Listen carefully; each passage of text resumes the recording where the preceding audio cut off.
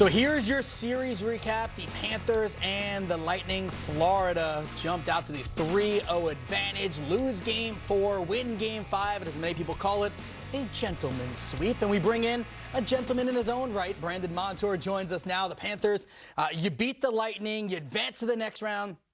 EJ and I have talked a lot lately about the difference in being the hunted or the hunter. This year, you guys are a favorite. Did that change your mentality in the postseason at all? Yeah, no. To be honest, I don't see us in our locker room really, think whichever way. I think we're just kind of taking it each day and continuing to play our style, play our game, and things are working right now. We like where our game's at. Obviously, we're waiting and resting for round 2, but happy with how obviously round 1 ended up, and we keep going from there. Brandon, what's the buzz around your group this year? I mean, you had that unbelievable run last year. It was exciting. You get to a Stanley Cup final. This year, I mean, you had another great regular season. As we've talked about, I mean, you're one of the top teams, if not the best team in the Eastern Conference for my money. I mean, what's the buzz around it here? You know what it took last year. You got close. How does everybody feel about this run right now as you go in now getting ready for round number 2? Yeah, no, we're extremely excited. I think you just our group built off what our success and how we played last year at the end.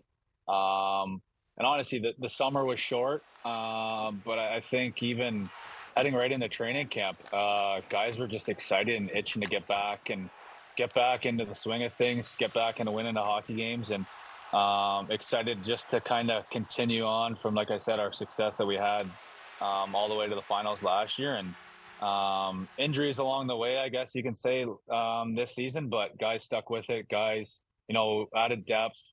And again, we just continued playing our game for, obviously the most part of the season, and did well. And we're just continuing that right into the playoffs. And, obviously a long season, and you have up and down throughout a year, but guys stuck with it, and, obviously happy with, how things are going so far. Brandon, I know you're the guy that likes to keep things light in the dressing room. I always like to do that myself back in the day. Are you a guy that just, refrains from using your voice to the opposition? Do you keep it inside the room? And how important is it in a long season to have a guy like that?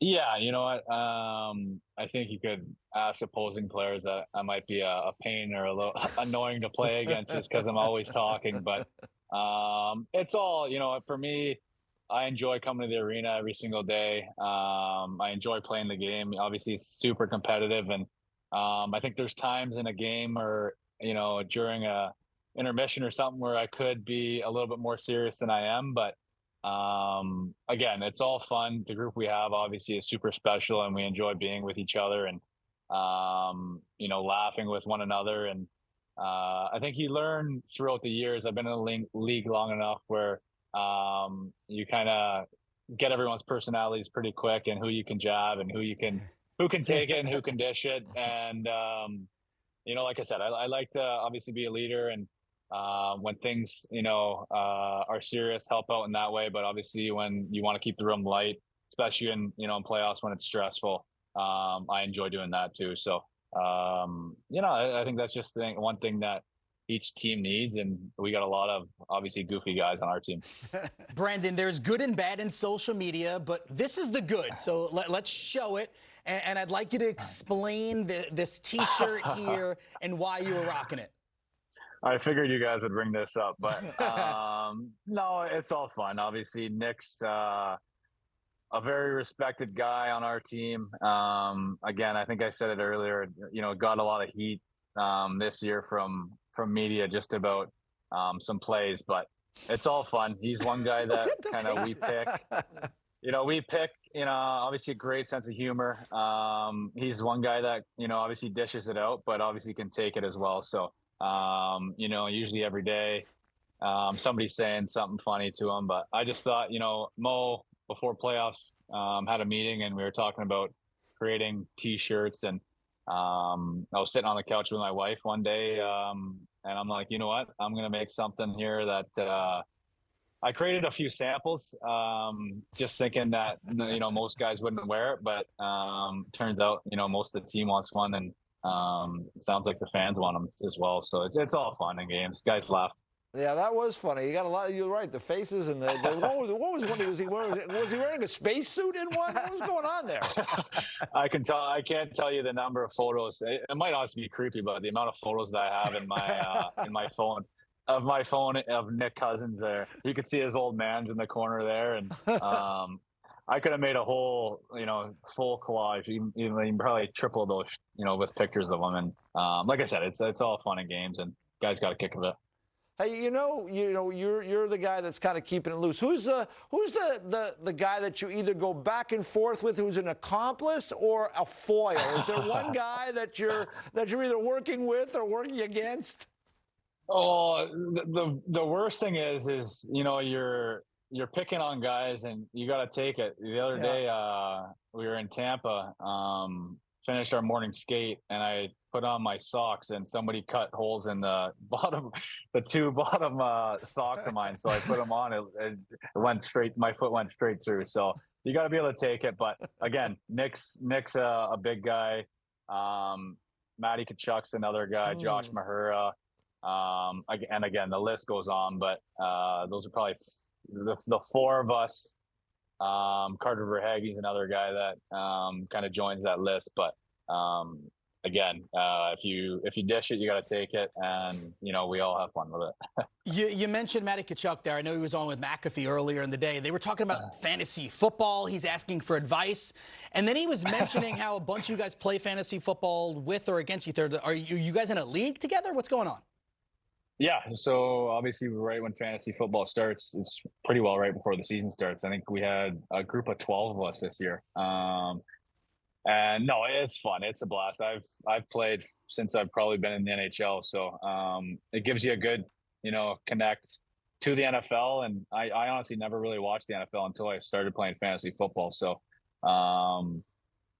yeah, no, we just enjoy it. Like I said, I think we had 12 of us this year.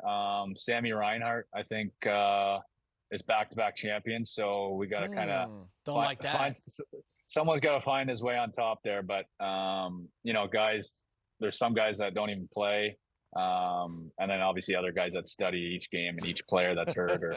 So I'm one guy that tends to try to make the most ridiculous trades, and nobody even thinks of doing them. But again, that's another thing that guys enjoy doing. I've spent a lot of my career covering fantasy football and doing that. So here's something for you. Okay, so one, do you guys have a punishment for who comes in last place? Yeah, so I think how do we do it? I think every week, whoever finishes with the least amount of points, I think pays $100 or $200 for that week.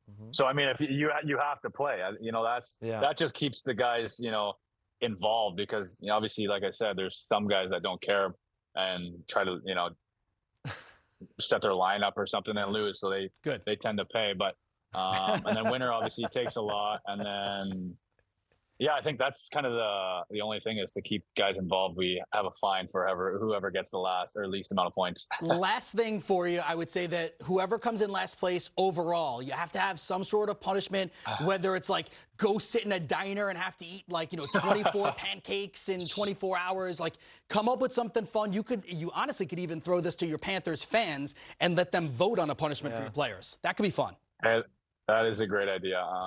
Commissioner Sammy Reinhart, we'll talk with him and see what he can come up with.